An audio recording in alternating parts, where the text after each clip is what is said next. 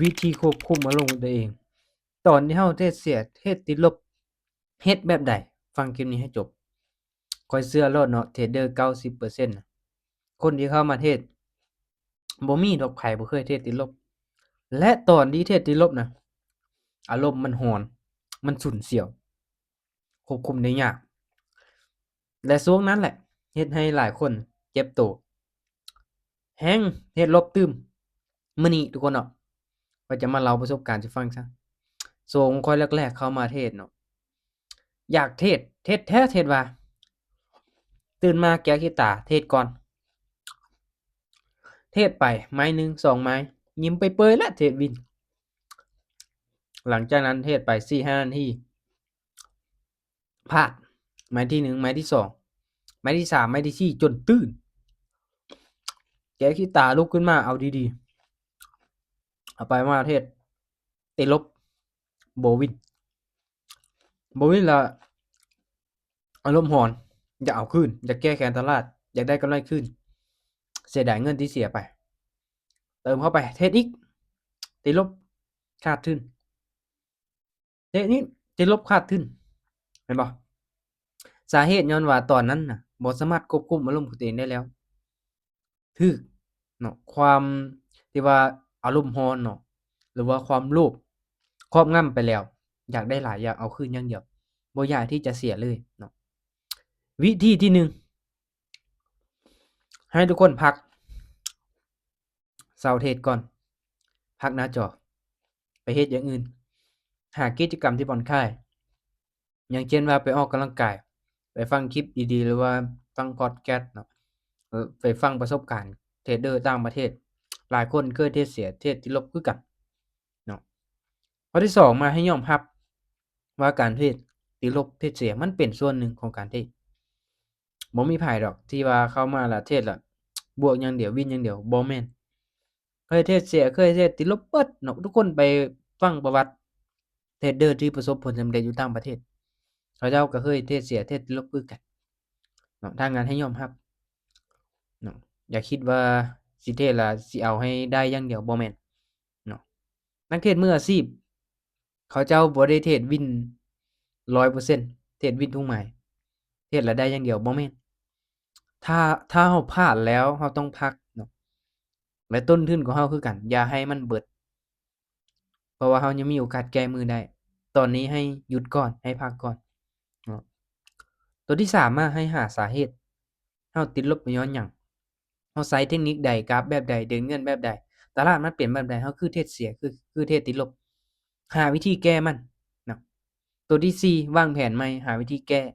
หาจุดผิดพลาดเราผิดพลาดจากตัวนี้เนาะเก็บกำมันเอามาแก้ไขเนาะหลักๆตัวที่5เลยให้เบิ่งการเทรดเป็นระยะยาวอย่าหวังที่จะรวยไวลดผ่อนความเสี่ยงลงมาออกออร์เดอร์น้อยๆในณปัจจุบันก็เองเอากำไร5% 10%ของต้นทุนก็พอใจแล้วเพราะว่าหยังที่ผ่านมาข้อยเคยอยากได้หลายตอนที่ข้อยเทรดได้หลายเนาะใจมันได้มันมีความมั่นใจเกิดความโลภมื้อที่1ข้อยเฮ็ดได้กำไรหลายมื้อที่2เฮ็ดได้มื้อที่3มื้อที่4ติดลบบ่ไหวไปบ่รอดเพราะว่าอยากได้กำไรหลายเท่าของต้นทุน 1,000 อยากได้กำไรเป็น 2-3,000 เหรียญเฮ็ดให้ติดลบเนาะเพราะว่าหยังมื้อที่เราได้น่ะมันจะส่งผลเนาะส่งผลเลยเราจะอยากได้ในมื้อต่อไปเราได้น้อยบ่พอใจเดะเนาะมื้อต่อไปเราได้น้อยเนาะบ่พอใจอยากได้หลายอีกตลาดมันบ่คือเก่าเนาะเฮ็ดให้ได้ล่ะกำไรแต่บ่พอใจเทรดไปเทรดมาติดลบเบิดเผลอๆตอนติดลบอยาก all in อย่างเดียวบ่อยากที่จะคูณเงินอิหยังตามแผนเนาะอยากที่จะ all in ไม่ใหญ่เลย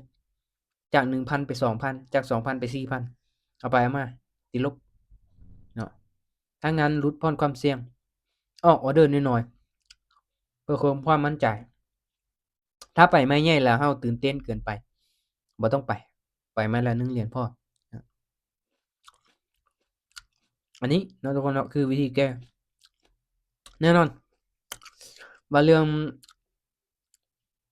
ควบคุมอารมณ์เนาะมันเป็นอิหยังที่ยากหลายสำหรับนักเทศน์เนาะเป็นปัญหาที่แก้ได้ยากคือการเทศน์เฮาบ่ได้ไปตากแดดตากฝนบ่ได้ออกไปนอกบ่ได้เฮ็ดเวียกหนักอิหยังต่างๆเนาะเพียงแต่กดเพียงแต่ปลายนิ้วก็ได้เงินแล้วตัวนี้แหละมันเป็นสิ่งที่แบบรอเนาะมันรอให้เฮาแบบเกิดความโลภตลาดการเทศน์มันวางแผนมาแล้วเนาะ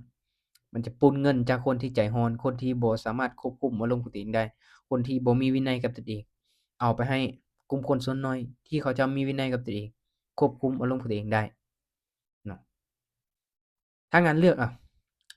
ว่าอยากเป็นนักเทรดเดอร์ในกลุ่มใดคนที่ประสบผลสำเร็จในวงการนี้มีน้อยหลายคนทั่วโลกนี่เนาะมีคนที่สามารถเทรดแล้วหาเงินได้มีเนาะบ่หมายความว่าจะเจ๊งหมดทุกคนที่เทรดบ่แม่นเนาะมันมีคนที่เทรดแล้วได้กำไรและอยู่รอดเป็น10ปี20ปีและประสบผลสำเร็จแต่มันมีน้อยเนาะคือคนที่ประสบผลสำเร็จเนาะมันมีน้อยคนที่ล้มเหลวมันมีหลายเนาะโอเคทุกคนเนาะสำหรับวิธีการควบคุมของอารมณ์ตัวเองเนาะตามที่ข้อยได้ปรับกับตนเองก็รู้สึกว่าไข่แหน่เนาะไข่แหน่แต่ว่าก็ยังบ่ทันได้เก่งเทื่อเนาะข้อยก็ยังศึกษาพัฒนาไปอยู่เนาะสำหรับไผที่กำลังศึกษาเรียนรู้กำลังลงทุนอยู่คือกันเนาะให้ตั้งใจเนาะคือในปัจจุบันข้อยก็พัฒนาทีมเนาะมีทีมงานในกลุ่มก็ข้อยก็หมดพื้นเนาะให้คำแนะนำให้คำปรึกษาแบบฟรีๆเลยบ่ได้มีค่าใช้จ่ายอิหยังเนาะยินดีให้คำปรึกษายินดีให้ความรู้เลยแหละอยู่ที่ทุกคนเนาะจะนำไปปฏิบัติบ่เนาะสำหรับคนที่อยากศึกษาลงลึกทางด้านนี้ข้อยก็ยินดีแชร์ประสบการณ์ให้เนาะแต่ว่าย้ำเนาะทุกๆการลงทุนมีความเสี่ยงให้ศึกษาให้มันดีๆเนาะ ในกรณีที่ข้อยเฮ็ดคลิปลงไปอะเป็นการแชร์ความรู้ให้กับคนที่สนใจทางด้านนี้เนาะคนที่คิดว่าการเทศน์บ่ดีหยังเลื่อนผ่านเพราะว่าวงการนี้มันบ่ได้เหมาะกับทุกคนเนาะอืมถ้างั้นให้ศึกษาพิจารณาดีๆเนาะก่อนที่ว่าจะตัดสินใจเข้ามาลงทุนเด้อโอเคทุกคนเนาะแล้วเจอกันใหม่คลิปต่อไปทุกๆการลงทุนมีความเสี่ยงเนาะให้ศึกษาดีๆก่อนที่ว่าจะตัดสินใจเข้ามาลงทุนเด้อทุกคนเด้อ